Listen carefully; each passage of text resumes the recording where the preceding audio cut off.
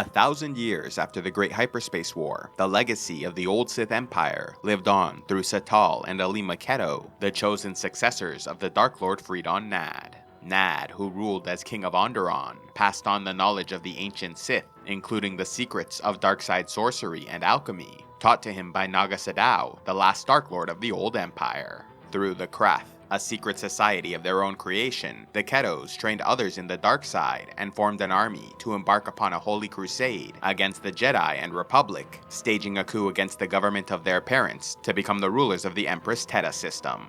Joining the Ketos in bringing about the resurgence of the Sith was the Jedi Ulic Qel-Droma, who witnessed the death of his master at the hands of the Krath and turned to the dark side after being captured in the pursuit of vengeance. Yet before the Ketos decided what to do with him, the spirit of their Sith master Freedon Nad appeared one last time, warning them about another of his students, Exar Kun, who betrayed him after being trained in the dark side. He then declared that Satal, Alima, and Qel-Droma were the true heirs to his legacy.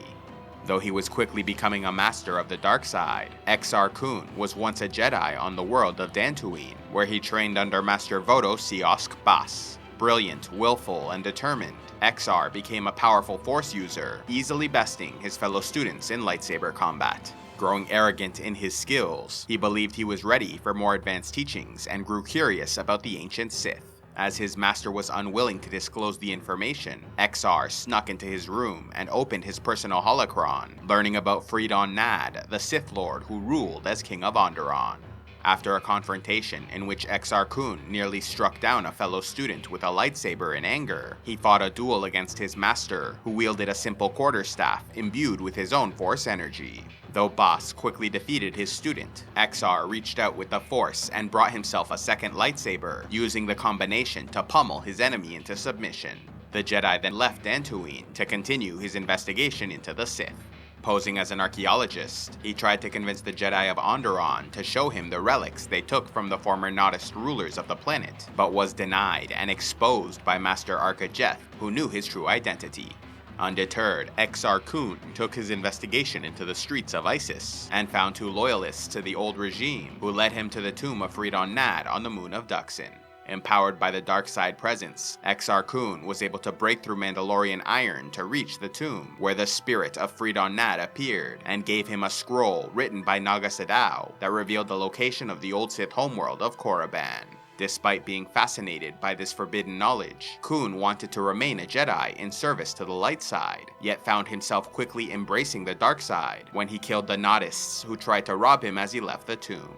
Traveling to Korriban, the spirit of Freedon Nad trapped the Jedi inside a temple and brought down the roof to break his bones, forcing him to accept the dark side to survive. Tortured by the excruciating effects of dark side healing, his pain rippled out and was felt by Force users all across the galaxy.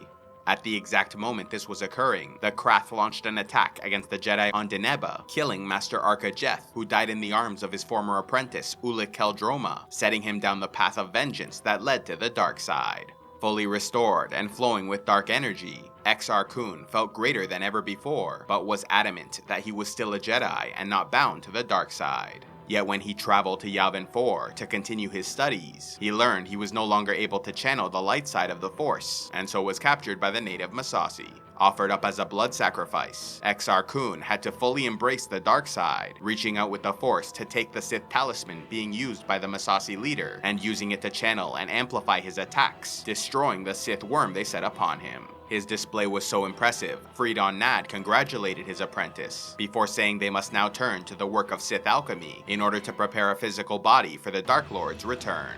But Exar had tired of his master, who constantly tested and deceived him, and so used the power of the talisman to destroy his spirit. Nad then appeared one last time before the Ketos to warn them about this rogue student before fading away.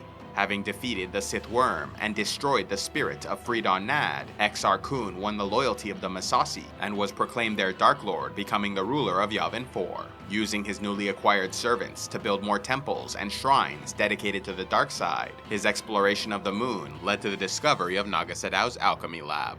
Studying the Dark Lord's work, he learned the ancient knowledge of Sith alchemy and started to transform his Massassi into force-wielding war beasts, while also creating a number of new dark side creatures like Tarantatex. Eventually, he left the moon and traveled to Sinagar, planning to eliminate Freedon Nad's other students, only to learn that Satal Keto was killed by Keldroma in a fit of rage, and he was now leading the Krath, alongside his lover Alima Keto.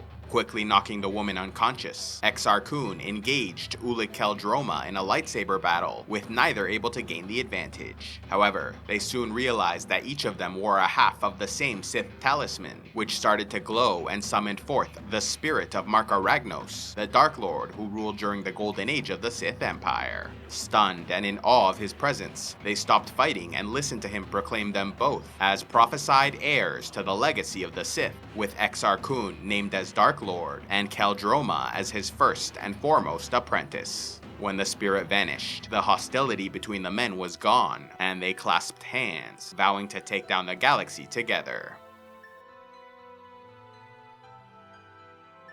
Love audiobooks? Then be sure to check out Audible, where they have the world's largest collection available. Simply sign up through the link in the description box below, and get 2 free audiobooks to start out. A special thanks to all those who contribute to CivilizationEx, like Sir Bob of the Buoy, Ty Gillian Fraser, the Winter Sorceress, Madam Faith of House Scarisbrick, Warden of the North and Keeper of the White Cloak, and Lucas Glass of Saltspear, Knight of the Iron Shield. If you'd like to help CivilizationEx, click on the Patreon link, and please be sure to like, subscribe, turn on notifications, and click on the links to see more.